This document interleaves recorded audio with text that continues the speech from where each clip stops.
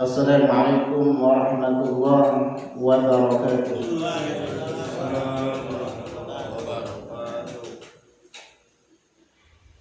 Alhamdulillah,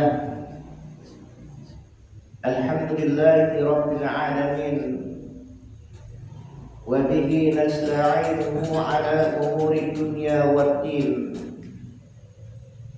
Wassalatu wassalamu ala asyrafil anbiya wal mursalin, nabiyina wa habibina wa qudwatina Muhammadin sallallahu alaihi wasallam wa ala alihi wa sahbihi wa man tabi'ahu bi ihsan ila yaumiddin, amma ba'd. Jamaah salat subuh rahimakumullah. Berkata Hasan al-Basri, seorang ulama tabi'in, yang mengatakan, la yazalul mar'u bi khairin ma 'amila ma yufsidu alaihi 'amaluhu. Senantiasa seseorang itu berada dalam kebaikan selama dia mengetahui sesuatu yang merusak amalannya. Jamaah sekalian rahimakumullah, sebagaimana kita ketahui bahwa di antara syarat beramal, syarat beribadah secara umum adalah ikhlas dan ittiba. Ikhlas dalam artian kita beramal tujuannya untuk Allah, mengharap pahala dari Allah Subhanahu wa taala.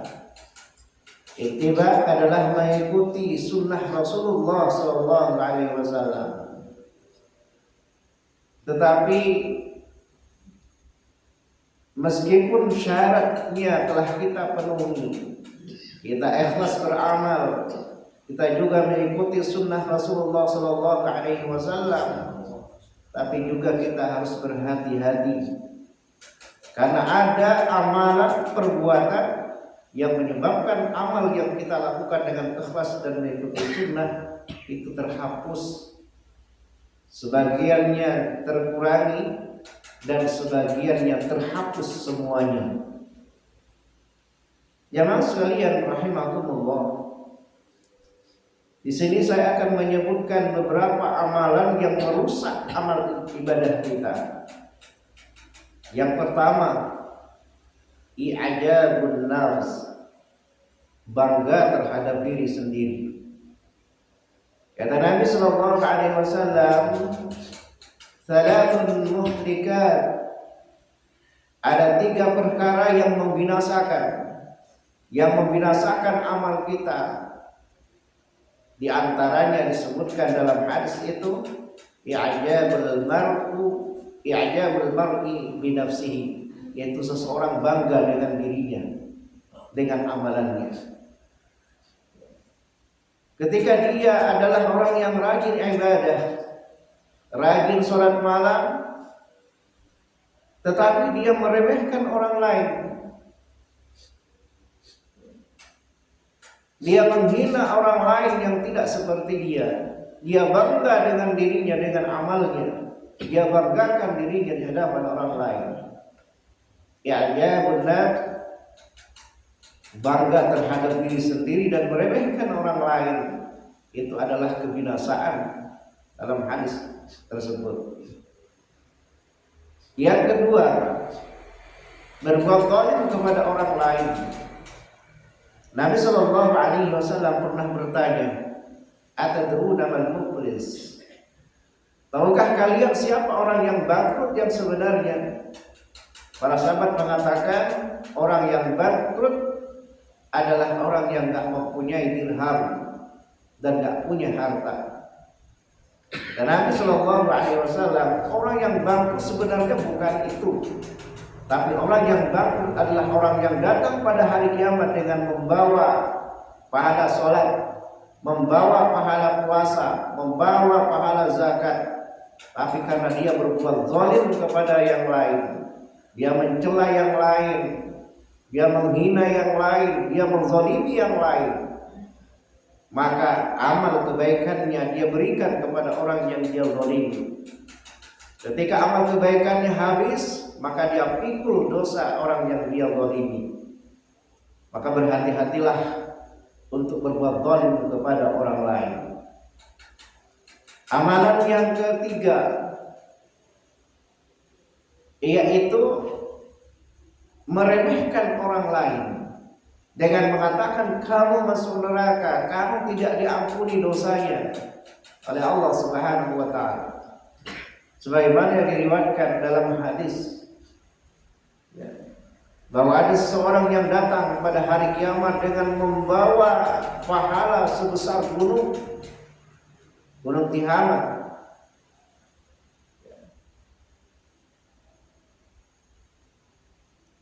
Ada seseorang yang datang pada hari kiamat dengan membawa pahala sebesar gunung.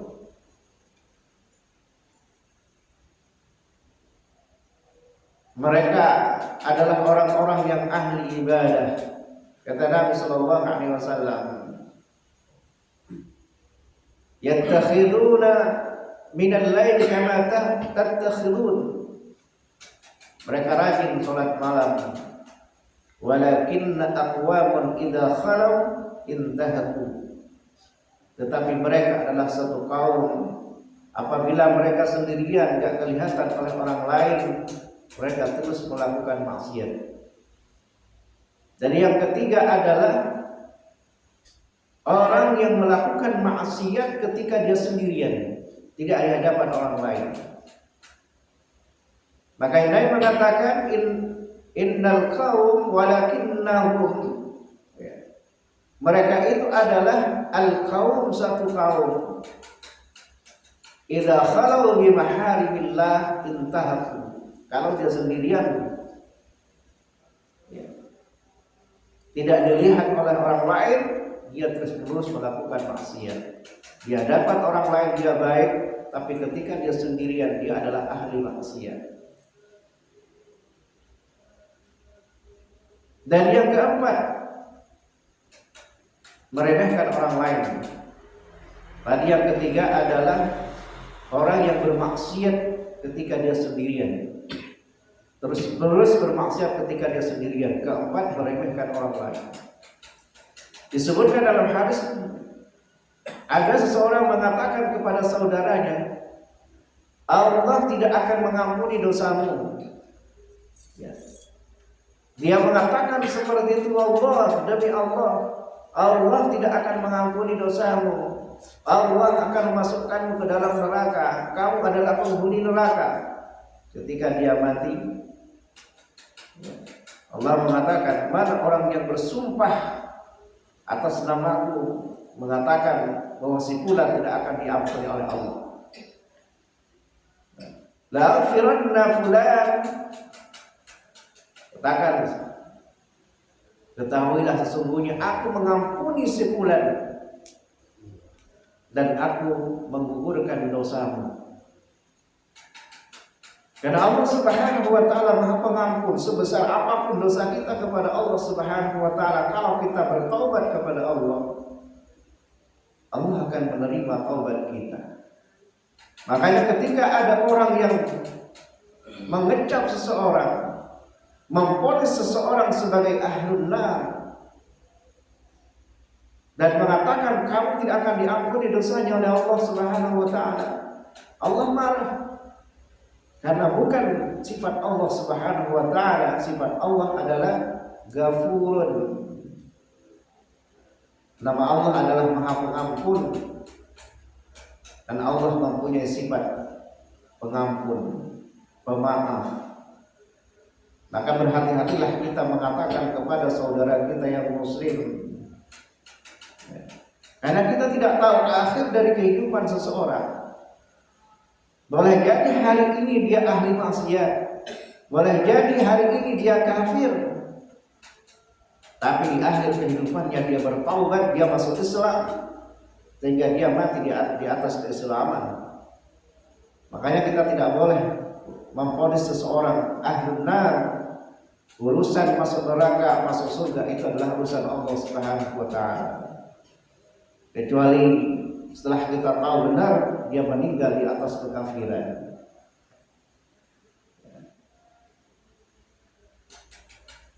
Dan yang kelima adalah menyebut-nyebut pemberian sehingga menyakiti orang yang dikasih.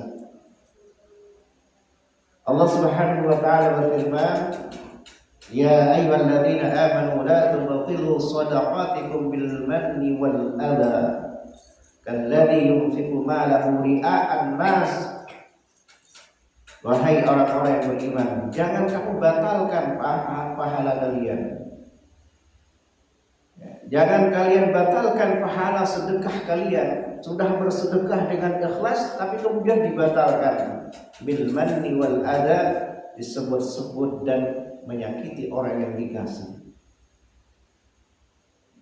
Padahal Allah Subhanahu wa taala melalui lisan nabinya sallallahu alaihi wasallam mengatakan ada 7 kelompok yang dinaungi oleh Allah Subhanahu wa taala dalam naungannya pada hari kiamat. Di antaranya adalah orang yang bersedekah dengan sembunyi-sembunyi, dia sembunyikan sedekahnya sehingga tangan kanannya yang bersedekah tidak diketahui oleh tangan kirinya.